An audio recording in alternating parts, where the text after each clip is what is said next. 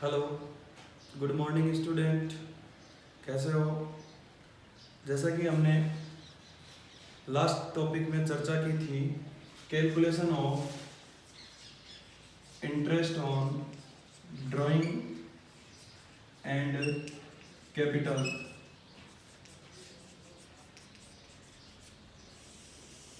आरण एवं पूंजी पर ब्याज की गणना के मुख्य रूप से दो विधियां हैं। पहली विधि थी गुणनफल विधि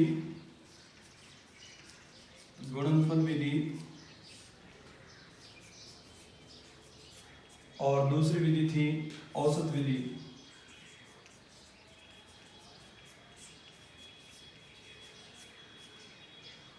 यदि प्रश्न में स्पष्ट निर्देश न हो तो गुणनफल विधि का प्रयोग कब होता है और औसत विधि का प्रयोग कब होता है, डिटेल से एक बार वापस देखते हैं। गुणनफल विधि का प्रयोग उस समय होता है जब आरण की तिथियां और राशियां दोनों भिन्न भिन्न हो, और औसत विधि का प्रयोग उस समय होता है जब राशियां और समय अंतराल दोनों समान हो। आज हम इसे एक प्रैक्टिकल एग्जांपल से समझते हैं। सबसे पहले हम गुणनफल विधि का एक प्रैक्टिकल एग्जांपल लेते हैं। मान लीजिए ए नाम के एक पार्टनर ने 1 अप्रैल को 5,000 रुपए, 30 मई को 10,000 रुपए, 31 दिसंबर को 15,000 रुपए और 1 फरवरी को 10,000 रुपए का आरण किया। इसको देखने से स्पष्ट नजर आता है कि न तो आरण की तिथियां समान है, इनके बीच का अंतराल असमान है और राशियां भी भिन्न भिन्न है। तो इसे देखने के बाद ये समझ आता है कि इस प्रकार के प्रश्न में चाहे स्पष्ट निर्देश हो या ना हो, हमें गुणनफल विधि का प्रयोग करना पड़ेगा। गुणनफल विधि में क्या फॉर्मूला होता है? गुणनफलों का योग इंटू ब्याज दर बटा 100 इंटू 12। चलिए इसी क्वेश्चन को हम इस विधि से सोल्व करते हैं। सबसे पहले एक छोटी सी टेबल बनाते हैं, एनालिस्ट टेबल। सबसे पहले मंथ, कौन कौन से मंथ में आरण किया, मंथ या इसे बोल सकते हैं डेट। उसके बाद टर्म का मतलब होता है अवधि। उसके बाद अमाउंट का मतलब होता है राशि। उसके बाद प्रोडक्ट का मतलब होता है गुणनफल।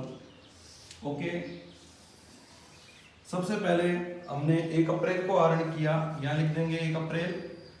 फिर 30 मई या 30 मई, फिर उसके बाद 31 दिसंबर और उसके बाद 1 फरवरी।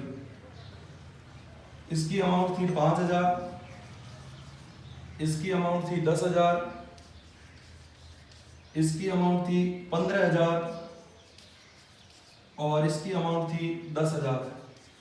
यहाँ यह ध्यान रखें कि सूचना के अभाव में खाते हमेशा 31 मार्च को बंद होते हैं। हमारा वित्तीय वर्ष आयकर अधिनियम के अनुसार 1 अप्रैल से 31 मार्च तक चलता है।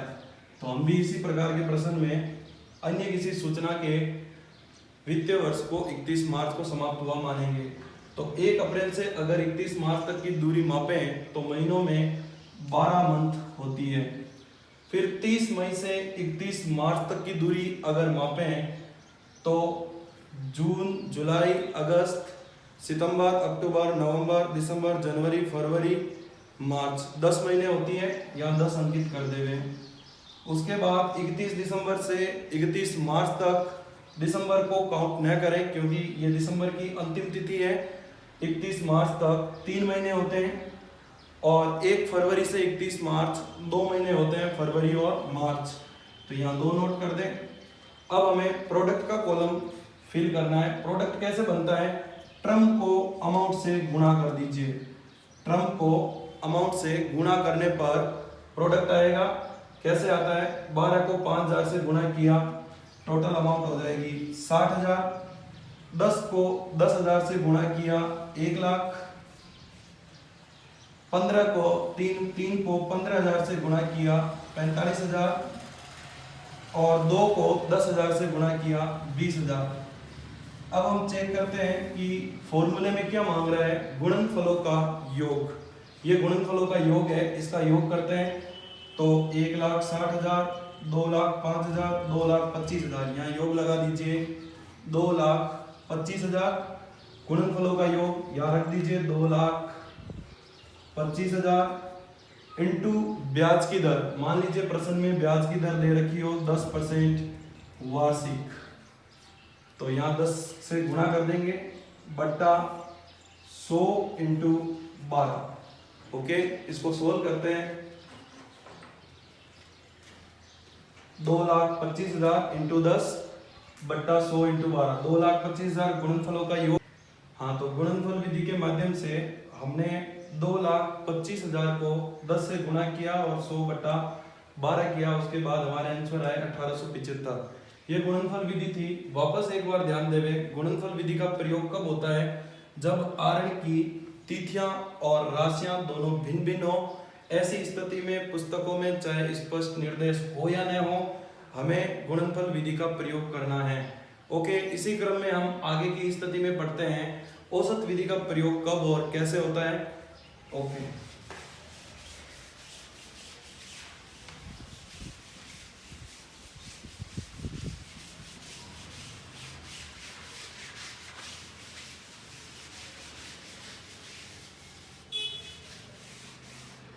औसत विधि की हमने लास्ट लेक्चर में चर्चा की थी। औसत विधि का प्रयोग तब होता है जब आरण की तिथि एवं राशि, जब आरण की तिथि एवं राशि दोनों समान हो, जब आरण की तिथि एवं राशि दोनों समान हो।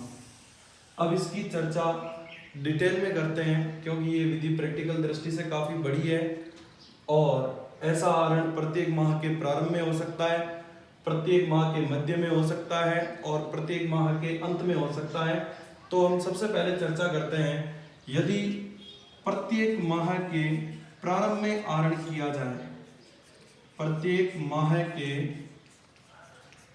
प्रारंभ में आहरण किया जाए, प्रत्येक माह के प्रारंभ में आहरण किया जाए तो कितनी औसत अवधि का प्रयोग करेंगे। फिलहाल हम इस क्वेश्चन में हम ये बात ज्ञात कर रहे हैं कि हम औसत अवधि कितनी लगाएं। एक पार्टनर प्रत्येक माह के प्रारंभ में आहरण करता है, जैसे ओके, जैसे जनवरी, फरवरी, मार्च, अप्रैल, मई, जून, जुलाई, अगस्त, सितंबर, अक्टूबर, नवंबर और दिसंबर।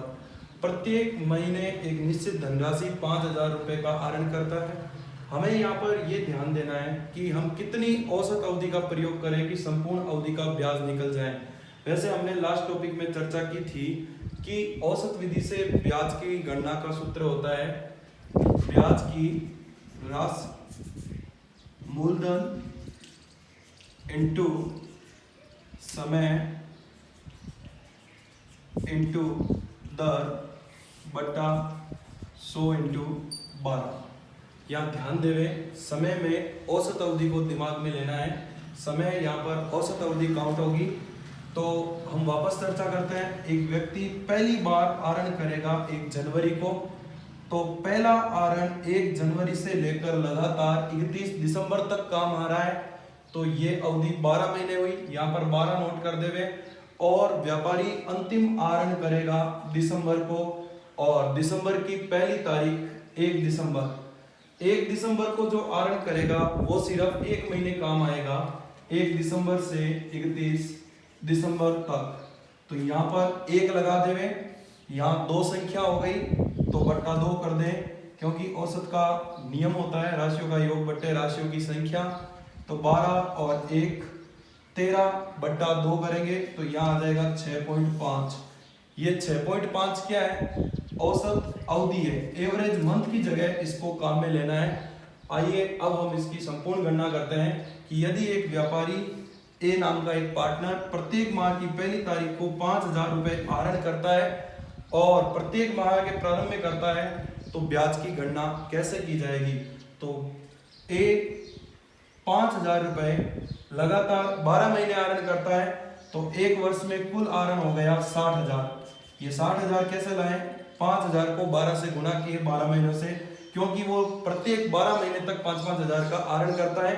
60,000 इंटू समय में औसत समय लेना है 6.5 इंटू ब्याज की दर 10, यहाँ पर 10% हम काल्पनिक मान रहे हैं अपनी तरफ से, बट्टा 100 इंटू 12। तो इस प्रकार ये औसत विधि से ब्याज की गणना का फॉर्मूला है। अगली बात करते हैं कि ये आहरण प्रत्येक माह के प्रारंभ में हो सकता है, मध्य में हो सकता है और अंत में हो सकता है। यहाँ हमारे सीखने की बात यह है कि हम एवरेज मंथ की गणना कैसे करें। बाकी ब्याज का फॉर्मूला सेम वैसा ही है जैसा नॉर्मल होता है, मूलधन इंटू समय इंटू दर बटा 100 इंटू 12। तो अभी हम विस्तृत से चर्चा करते हैं। ये तो था कि जब एक माह के प्रारंभ में आहरण किया जाए, और आगे चर्चा कर रहे हैं मध्य में करें तो कैसा होए, और एक व्यापारी यदि माह के अंत में आहरण करे तो कैसा होए।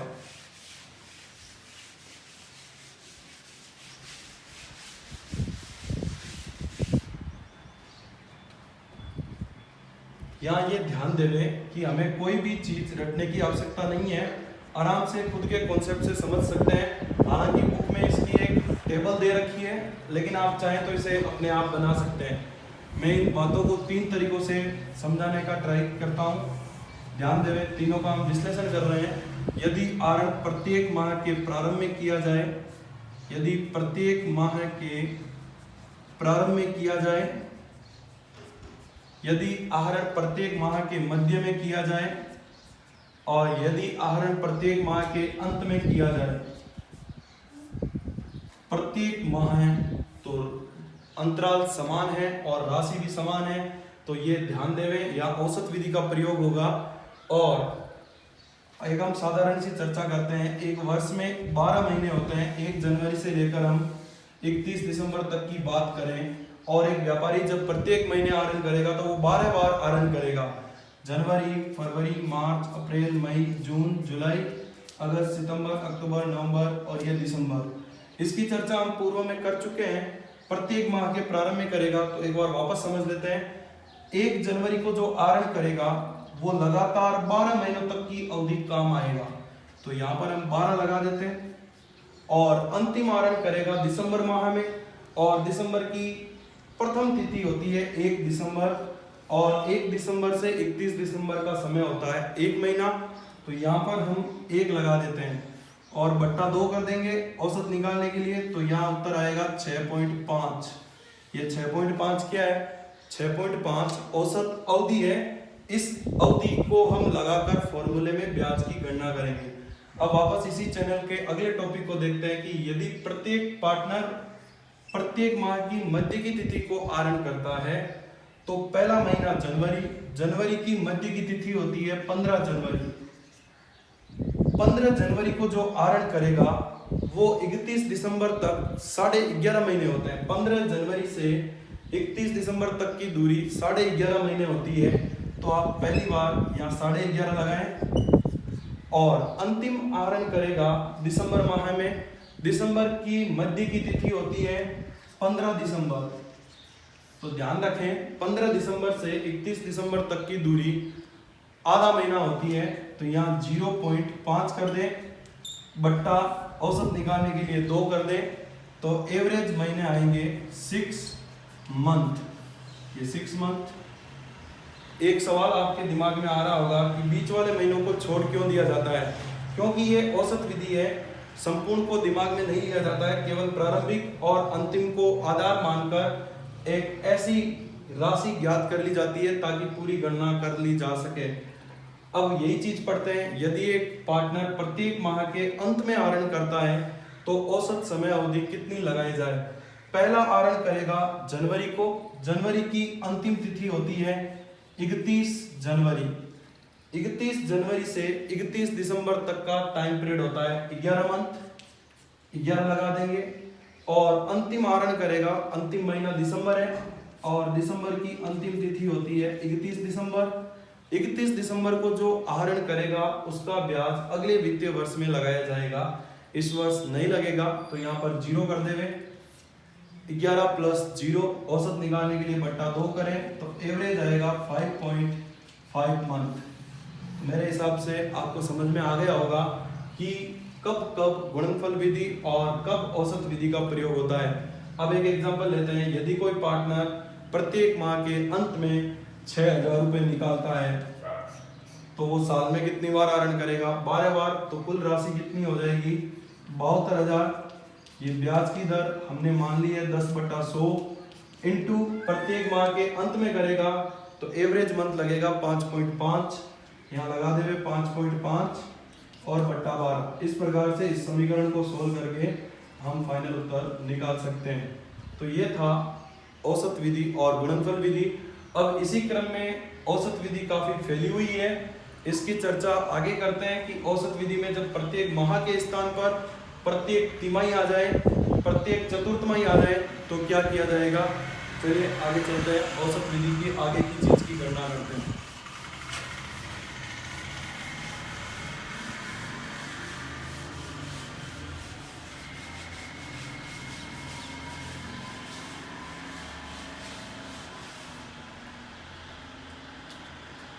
यदि पार्टनर प्रत्येक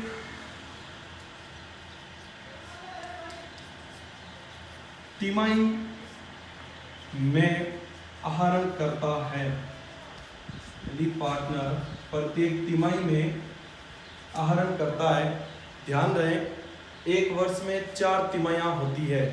हम यहाँ जनवरी की बात करें, 1 जनवरी से 31 दिसंबर, ये पूरा वित्तीय वर्ष है, इसमें 4 तिमाहियां हैं।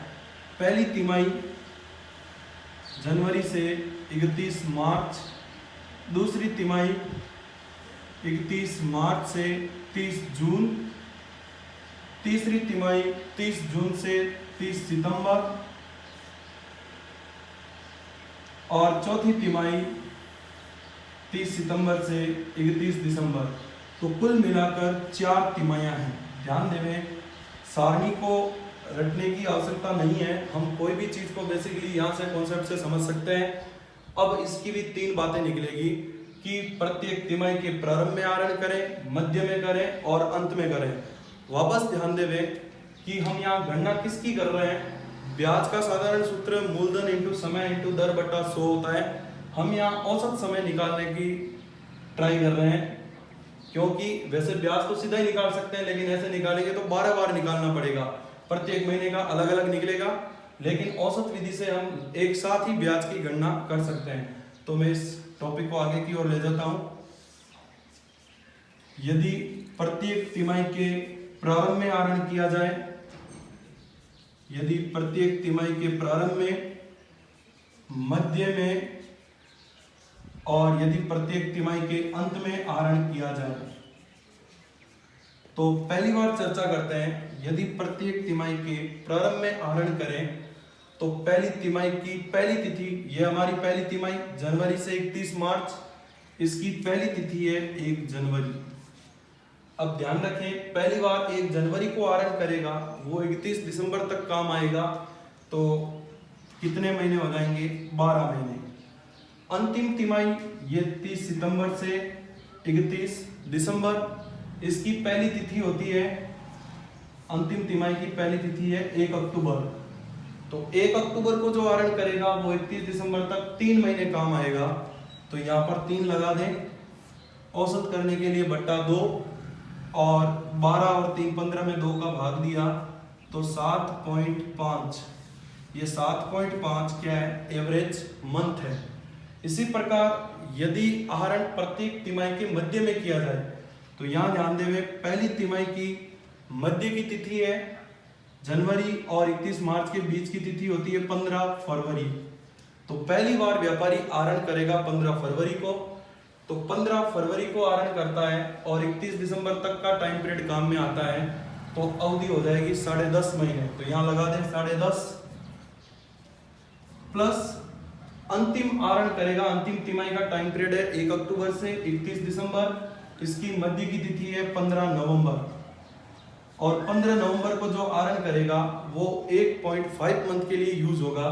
तो यहाँ 1.5 कर दें और औसत बनाने के लिए बट्टा 2 कर देवे, और ये आ जाएगा आपके 6 मंथ। इसी प्रकार यदि कोई पार्टनर प्रत्येक तिमाही के अंत में आहरण करता है तो पहली बार आहरण करेगा 31 मार्च को, क्योंकि पहली तिमाही की अंतिम तिथि 31 मार्च है, और 31 मार्च को जो आहरण करेगा वो 31 दिसंबर तक 9 महीने के लिए राशि काम में ली जाएगी। तो यहाँ 9 लगा दें, प्लस अंतिम आहरण, अंतिम तिमाही है हमारी 1 अक्टूबर से 31 दिसंबर, उसकी अंतिम तिथि है 31 दिसंबर। तो 31 दिसंबर को जो आहरण करेगा वो अगले वर्ष उसका ब्याज चार्ज किया जाएगा। इस वर्ष ये ब्याज चार्ज नहीं किया जाएगा, तो यहाँ 0 लगा देंगे, और औसत करने के लिए बट्टा 2, 9 + 0 बट्टा 2 करेंगे तो 4.5 मंथ।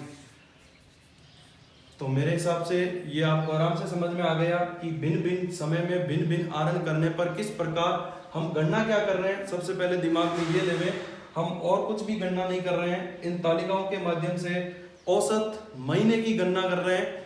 ब्याज के फॉर्मूले में मांगा जा रहा है हमारे से मूलधन इंटू समय इंटू दर बट्टा 100 इंटू 12। तो यहाँ जो समय बोला जा रहा है वो औसत समय है, और औसत समय के लिए हम ये बातें सीख रहे हैं। हालांकि टेबल से समझाया गया है, बट आपको इस प्रकार से रटने की आवश्यकता नहीं है। कभी भी कोई भी अगर तिमाही पूछ ले, चतुर्थमाही पूछ ले और प्रत्येक माह पूछ ले, तो आपको खुद को तरीका आना चाहिए। ये औसत अवधि है, यहाँ राशियां और समय दोनों समान होते हैं। अब हम एक एग्जाम्पल लेते हैं, यदि कोई व्यापारी तिमाही में आहरण किया जाए तो किस प्रकार गणना की जाएगी।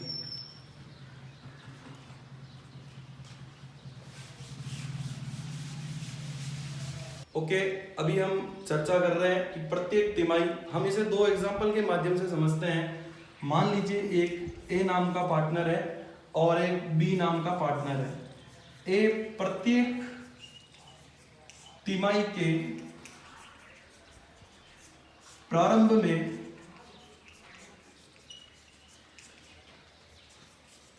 6,000 रुपए का आहरण करता है, और जबकि बी प्रत्येक तिमाही के मध्य में, प्रत्येक तिमाही के मध्य में 5,000 का आहरण करता है। तो स्टूडेंट, सबसे ज्यादा यहां पर सोचने वाली बात यह है कि जब कोई पार्टनर प्रत्येक माह के प्रारंभ में आहरण करता था या प्रत्येक माह में आहरण करता था, तो वो कुल एक वर्ष में 12 बार आहरण करता था, और हम 12 बार राशि को गुणा करते थे। लेकिन यहाँ प्रत्येक तिमाही में कर रहा है, तो वो कुल मिलाकर साल में 4 ही बार आहरण कर रहा है। आप इसे 12 बार गुणा न करें। तो पहली बात ए की चर्चा करते हैं। ए प्रत्येक तिमाही के प्रारंभ में आहरण करता है। अभी जस्ट पीछे ही हमने समझा था कि प्रत्येक तिमाही के प्रारंभ में आहरण करता है तो औसत अवधि कितनी लगाई जाती है, एक बार वापस चर्चा करते हैं। हालांकि फॉर्मूला आपने सीखा होगा, प्रत्येक तिमाही के प्रारंभ में आहरण करते हैं तो इसका फॉर्मूला हमने ऐसा बनाया था 12 + 3/2 और 7.5 मंथ एवरेज आता है। Okay, 7.5 month. तो अभी हम इसको सोल्व करते हैं। ए ने 6,000 रुपए कितनी बार आहरण किए? 4 बार, क्योंकि एक वर्ष में 4 तिमाहियां होती है। तो कुल अमाउंट हो गई 24,000 रुपए इंटू, मान लीजिए प्रश्न में ब्याज की दर है 10% वार्षिक, तो 24,000 रुपए इंटू ब्याज की दर 10/100 इंटू औसत समय अवधि 7.5 मंथ, 7.5/12। इस इक्वेशन को सोल्व करने पर इसकी ब्याज की राशि आ जाएगी। उसके बाद हम बी की बात करते हैं। बी प्रत्येक तिमाही के मध्य में आहरण करता है। अभी जस्ट पीछे के टॉपिक में हमने समझा कि एक पार्टनर जब प्रत्येक तिथि के मध्य में आहरण करता है तो औसत समय अवधि कितनी प्रयोग में ली जाए। पहली बार आहरण करेगा तो 10.5 महीने, और दूसरी बार आहरण करेगा तो 1.5 महीने, ये पहली बार का हरण, ये अंतिम अवधि का हरण, और बट्टा 2 लगाएंगे तो एवरेज मंथ आ जाएंगे 6 मंथ। वापस ध्यान देवे कि एक पार्टनर तिमाही में आहरण करेगा तो कुल मिला के साल में 4 बार आहरण करेगा, तो 5000 को 4 से गुणा करें तो कितना आ जाएगा 20000 इंटू ब्याज की दर वही 10/100 इंटू औसत समय अवधि लेनी है हमें 6 मंथ 6 और बट्टा 12। इस इक्वेशन को सोल्व करेंगे तो हमारे पास इसका आंसर भी आ जाएगा। सबसे ज्यादा ध्यान देने वाली बात यहाँ पर यह है कि आप जल्दबाजी में इसको 12 से गुणा न करें। ऊपर की हेडिंग पढ़े, यदि प्रत्येक तिमाही है तो एक वर्ष में 4 ही बार आहरण करेगा, और यदि चतुर्थमाही है तो 3 ही बार आहरण करेगा, क्योंकि एक वर्ष में 3 चतुर्थमाहियां होती है। और यदि प्रत्येक माह में करता है तो अमाउंट को 12 से गुणा करें। तो स्टूडेंट्स, मेरे हिसाब से ये टॉपिक आपको समझ में आ गया होगा। बाकी बुक के पीछे एग्जाम्पल है, क्वेश्चन है, आप न्यूमेरिकल क्वेश्चन को मिलाएं। कोई प्रॉब्लम होती है तो कमेंट में जरूर